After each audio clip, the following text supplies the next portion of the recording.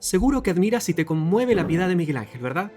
Todos hablamos de su belleza impactante, del drama de la madre con el hijo, pero ¿y si te dijera que su mensaje más profundo casi se olvidó por completo? Miguel Ángel no solo esculpió una gran obra, sino que nos dejó una clave oculta que conecta directamente con tu dolor, amor y esperanza. En los próximos minutos vamos a desenterrar ese significado perdido, así que quédate conmigo porque te aseguro, después de esto jamás volverás a ver la piedad de la misma manera.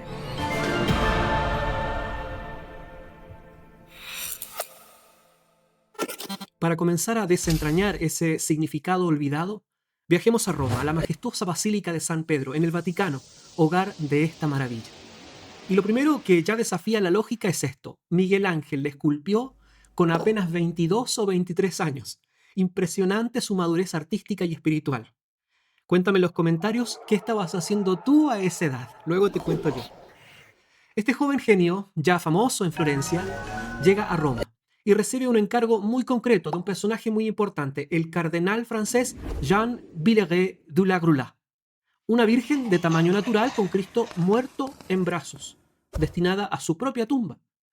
El lugar previsto era una capilla, hoy desaparecida, en la antigua Basílica de San Pedro, dedicada a Santa Petronila, considerada hija de San Pedro y patrona de Francia. Pero el desafío era enorme. El cardenal exigió literalmente la obra de mármol más bella de Roma. Por supuesto, Miguel Ángel aceptó, viajó a Carrara y escogió personalmente el mármol perfecto. Y no me lo van a creer, la completó en tan solo un año. Este tema, la piedad, aunque no aparece en la Biblia, era común en el arte cristiano, ya que se inspiraba en las lamentaciones romanas y bizantinas y se popularizó en la Baja Edad Media. Pero es más probable que Miguel Ángel se haya basado directamente en las imágenes medievales llamadas Vesperbild, obras sagradas utilizadas en las vísperas y que promovían la devoción por la Pasión y la Virgen de los Dolores. Sin embargo, Miguel Ángel le dio a este tema una visión original y única que exploraremos más adelante. A golpe de cincel, con fe desbordante y creatividad casi divina, transformó la piedra inerte en una de las creaciones más conmovedoras de la historia. Perfecto, entonces, ya conocemos la historia del encargo. Ahora es el momento de explicar un poco más cuál es su sentido. Primero, empecemos por lo evidente. Todo se inscribe en una pirámide casi perfecta. Esta estructura triangular da estabilidad, calma y una armonía que suaviza la tragedia. ¿Habías notado cómo esa forma geométrica ordena la emoción y conduce a la belleza? Ahora observemos a la Virgen. Es notablemente joven, incluso más que Jesús. Esta juventud ha sido mal interpretada como un símbolo del estándar pagano de belleza neoplatónica, o sea, fría, inmutable y desencarnada. Sin embargo, el propio Miguel Ángel rechazó explícitamente conocer la filosofía de Platón y Plotino. Su inspiración parece provenir más bien de su fascinación por las enseñanzas de Savonarola, un predicador de Florencia quien, en línea con Santo Tomás de Aquino, enseñaba que la verdadera belleza reside en Dios y que la belleza sensible, la que percibimos con los sentidos, solo tiene valor si nos conduce hacia lo divino. Por lo tanto, el artista no representa la juventud de María como un ideal estético abstracto, normativo, sino un símbolo de la realidad de su pureza llena de gracia y su naturaleza inmaculada. Algunos autores de su tiempo incluso interpretan esta juventud como una representación de la iglesia misma, eterna y joven, acogiendo el cuerpo de Jesús. Frente a esta profunda y auténtica belleza, ¿cómo podemos entender la obsesión actual por una belleza puramente externa, carnal y a menudo banal, que parece despreciar por completo la dimensión interior? Sigamos mirando el rostro de la Virgen. No está llorando desesperadamente, sino que irradia serenidad. Sus ojos entrecerrados no se fijan en Jesús. Parece mirar hacia adentro, guardando y ponderando todo en su corazón. Esta era la cualidad profética y sapiencial de los justos, como la describen las prédicas de Savonarola. Y sus manos, qué delicadeza. Una sostiene el cuerpo sagrado, pero a través de un paño, reconociendo su sacralidad divina. Y la otra mano, abierta, lo ofrece como víctima por nuestros pecados, como un sacerdote que presenta la hostia en el altar.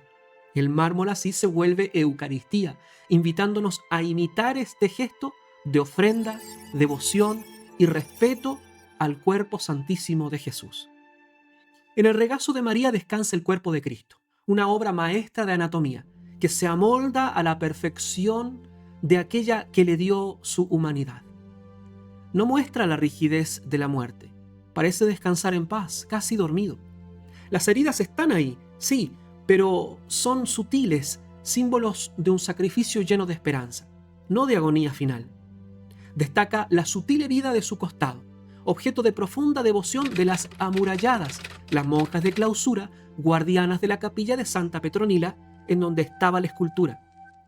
Todo nos susurra que es un preludio de un despertar. ¿Qué sientes al ver esta mezcla de dolor humano y serenidad divina? ¿Te transmite esa paz de la que estamos hablando? Cuéntame en los comentarios. Y ahora viene un detalle particular. Es la única obra firmada por Miguel Ángel.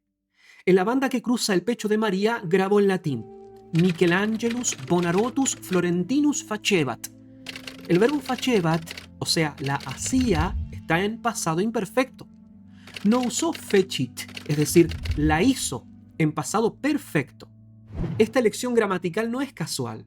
Sugiere humildad, como si la obra siempre estuviera en proceso, reconociendo que la perfección total pertenece solo a Dios.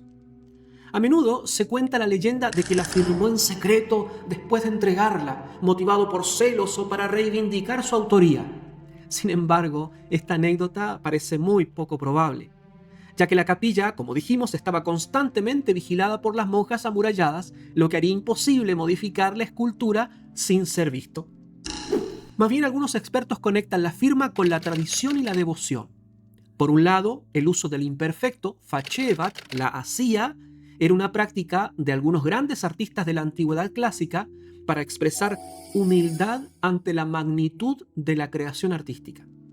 Y por otro lado, colocar su nombre precisamente sobre el pecho de la Virgen es visto como un profundo acto de devoción. Miguel Ángel se ponía simbólicamente bajo la protección maternal de María, de forma similar a quien lleva un escapulario. Es asombroso cuánta riqueza de significado puede encerrar un solo detalle. Pero la simbología no se limita a las figuras centrales.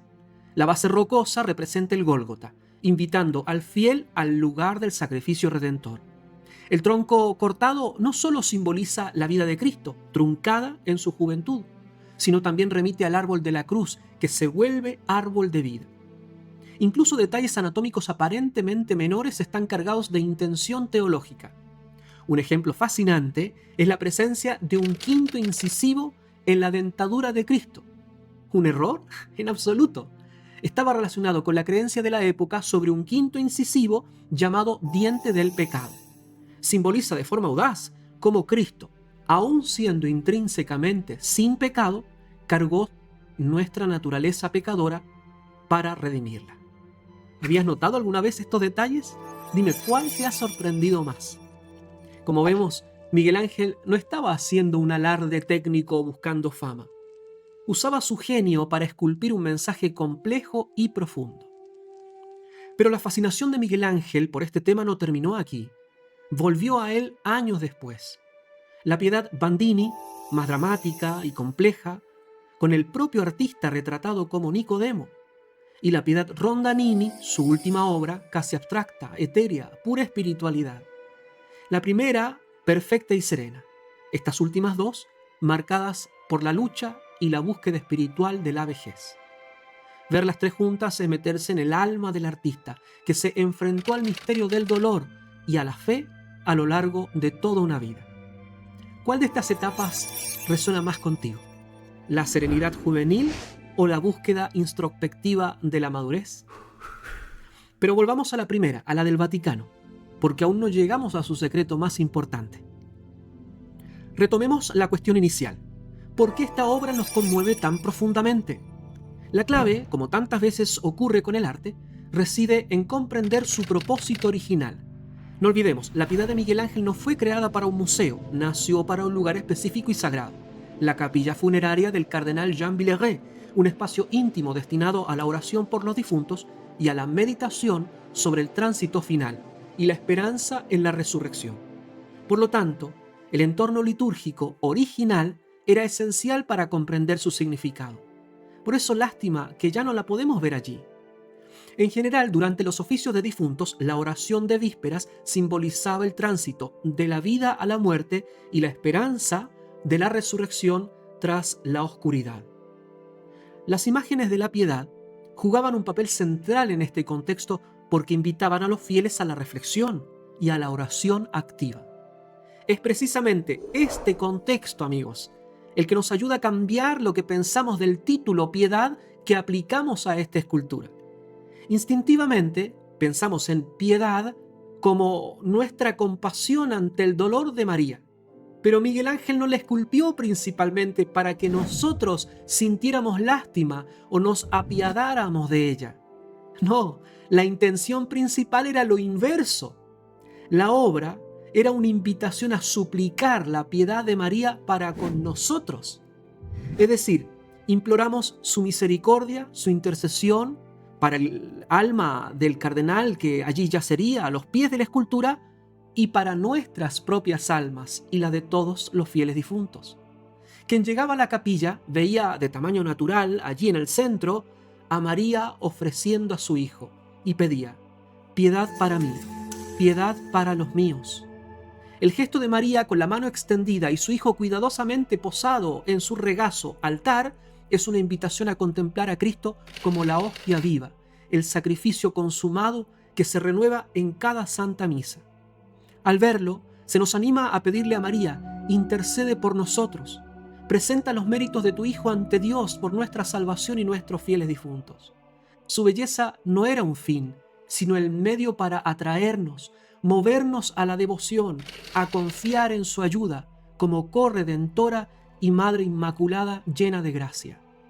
Así, la piedad de Miguel Ángel se erige como una conversación sagrada a través del mármol entre el fiel y lo divino. María es un puente de gracia al que San Bernardo de Claraval, de la misma orden del cardenal Villeray, se refería como acueducto de gracia. Es un cambio de perspectiva total. Por eso después se comienzan a colocar piedades en los cementerios para pedir la ayuda de la Virgen por nuestros queridos muertos. La obra, por tanto, cumple una función original que va más allá del mero lamento. Es una invitación a la intercesión, a confiar en la ayuda de María en la hora final. Cristo durmiente, garantía de esperanza, nos recuerda su promesa de resurrección para todos los unidos a Él, los que ya partieron y los que partirán. Acudamos a ella hoy, como entonces, pidiendo fortaleza e intercesión, especialmente en la hora de la muerte física y espiritual. ¿No les parece que esto cambia todo y además revela la unión increíble que existía entre arte, fe y oración? Nos muestra cómo una escultura puede ser una poderosa herramienta para el espíritu. Descubrir estas historias ocultas en el arte es mucho más que aprender fechas y nombres o controversias entre los artistas. Es conectar con nuestros anhelos de Dios, con las grandes preguntas sobre la vida, la muerte y la esperanza, y con esa profunda necesidad que todos tenemos de encontrar consuelo y sentido. Cuéntame, ¿cambió tu forma de ver la piedad después de conocer esta historia? ¿Su original sentido? Me encantaría saber tu opinión en los comentarios. Acuérdate también de compartir este video con otros apasionados del arte y la fe. Dale me gusta, compártelo, comenta en los comentarios, etc. Bueno, tú ya sabes qué hacer. Y gracias por acompañarme hoy. Nos vemos en el próximo video y que Dios te bendiga mucho.